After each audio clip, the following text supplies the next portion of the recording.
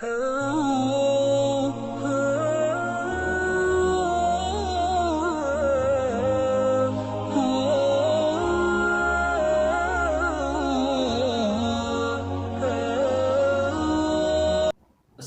علیکم ورحمۃ اللہ وبرکاتہ نحمده ونصلی علی رسولہ الکریم اما بعد اعوذ باللہ السمیع العلیم من الشیطان الرجیم ان الدین عند اللہ الاسلام۔ اسلام کی حقانیت میں کوئی شک نہیں، اس کی وجہ کیونکہ اس کی تعلیمات سچائی پہ مبنی ہے۔ نبی کریم صلی اللہ علیہ وآلہ وسلم کی ایک ایک بات اتھینٹک ہے، کیونکہ آپ نے خود اپنی بات کے اپنے قول کے متعلق فرمایا، اس ذات کی قسم جس کے ہاتھ میں محمد کی جان ہے صلی اللہ علیہ وسلم، لا یخرج منہ الا حق، اس زبان سے جو بھی نکلتا ہے وہ حق نکلتا ہے، سچ کے علاوہ کچھ نہیں نکلتا۔ اس وجہ سے نبی کریم صلی اللہ علیہ وسلم کی ایک ایک بات سچی ہے اور اس کا انکار نہیں کیا جا سکتا۔ اور آج ماڈرن سائنس اس بات کی معترف ہے کہ نبی کریم صلی اللہ علیہ وآلہ وسلم کی باتوں کو وہ سچا مان رہے ہیں، ان کی تصدیق کر رہے ہیں۔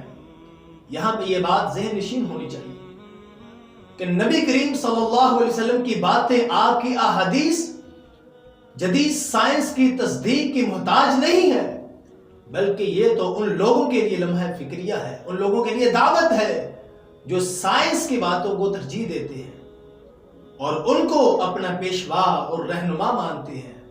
تو ان کو سوچنا چاہیے کہ نبی کریم صلی اللہ علیہ وآلہ وسلم جن کی باتیں آج سے 14.5 صدیاں قبل آپ نے جو بات کہی، آج سائنس اس کی تصدیق کر رہی ہے۔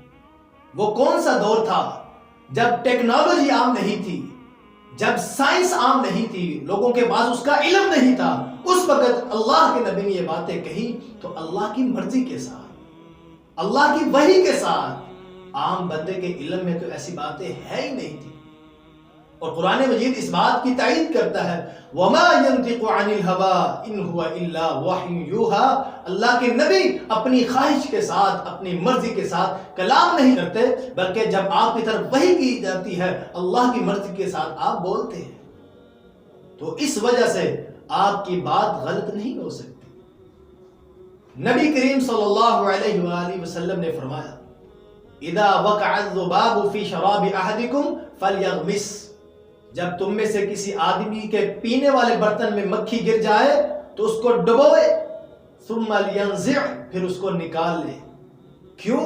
فإن إحدى في جناحيه داء والأخرى شفاء، آپ نے فرمایا اس کے ایک پر میں بیماری ہے، دوسرے پر میں شفا ہے۔ اور یہ بات آج معروف ہے کہ مکھی کے اندر اللہ تعالیٰ نے یہ صلاحیت رکھی ہے کہ وہ چیز کو بڑی جلدی ہضم کرتی ہے۔ اس کے پیٹ میں ایک مادہ پیدا ہوتا ہے جس کو مبعد البکتریہ یعنی بیکٹریوفاج کہتے ہیں، جو 4 جراثیم کش مادہ ہوتا ہے اور فوراً 8 جراثیموں کو ختم کرنے کی صلاحیت رکھتا ہے۔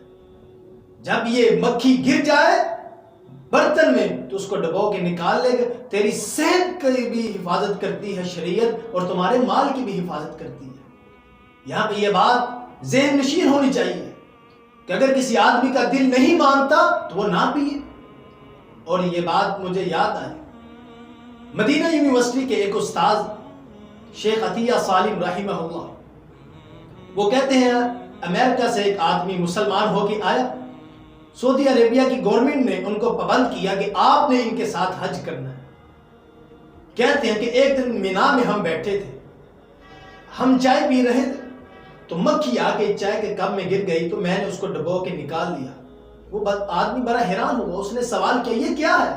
تو میں نے کہا نبی کریم صلی اللہ علیہ وسلم نے فرمایا ہے کہ اگر مکھی گر جائے تو اس کو ڈبو کے نکال لو، کیونکہ ایک پر میں شفا ہے دوسرے میں بیماری ہے۔ اب جب میں نے یہ بات اس کے سامنے رکھی تو اس نے اللہ اکبر کا نعرہ لگایا، تکبیر بلند کی۔ میں حیران ہوا، میں نے سوال کیا تو اس نے بتایا دوسری جنگ عظیم کے بعد ایک طرح کے زخمیوں کو ایک جگہ پہ اکٹھا کیا گیا، اب ان میں سے کچھ جلدی صحت یاب ہوئے اور کچھ تاخیر کے ساتھ.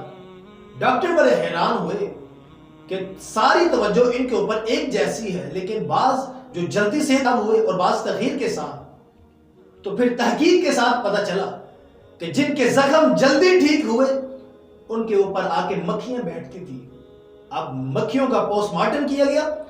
انالیسس کے بعد انہوں نے یہ لوگوں کے سامنے تحقیق پیش کی کہ نبی کریم صلی اللہ علیہ وسلم کا فرمان ٹھیک ہے، اس کے ایک پر میں بیماری ہے اور دوسرے پر میں شفا ہے، اور جو بیماری ہے اس کا تریاق اس کے دوسرے پر میں ہے، دنیا کی اور کسی چیز میں نہیں ہے. نبی کریم صلی اللہ علیہ وسلم نے جو بات آج سے 1450 سال قبل کہی تھی وہی بات آج سائنس کر رہی ہے. اس کا مطلب ہے نبی کریم صلی اللہ علیہ وسلم اپنی مرضی سے نہیں بولتے بلکہ اللہ کی مرضی کے ساتھ بولتے ہیں. اس وجہ سے اسلامی تعلیمات میں شکوک و شبہات نہیں ہے. ہم جب دوسرے مذاہب کی کتابوں کا مطالعہ کرتے ہیں ان میں ایسے تضادات ہیں کہ عام آدمی کے ذہن میں خیال آتا ہے کہ یہ اللہ کی کتاب نہیں ہو سکتی، یہ الہامی تعلیمات نہیں ہو سکتی. تو آئیے اسلام کی تعلیمات واضح ہیں اور لوگوں کے لیے دعوت فکر ہے، ان کو قبول کریں اور اس کے مطابق اپنی زندگی بسر کریں. اللہ تعالیٰ ان کی دنیا بھی بہتر کرے گا اور آخرت بھی بہتر کرے گا. اللہ تعالیٰ سے دعا ہے کہ وہ ہمیں دین اسلام کا صحیح فہم عطا کرے. اقول قولی ھذا وما توفیقی الا باللہ.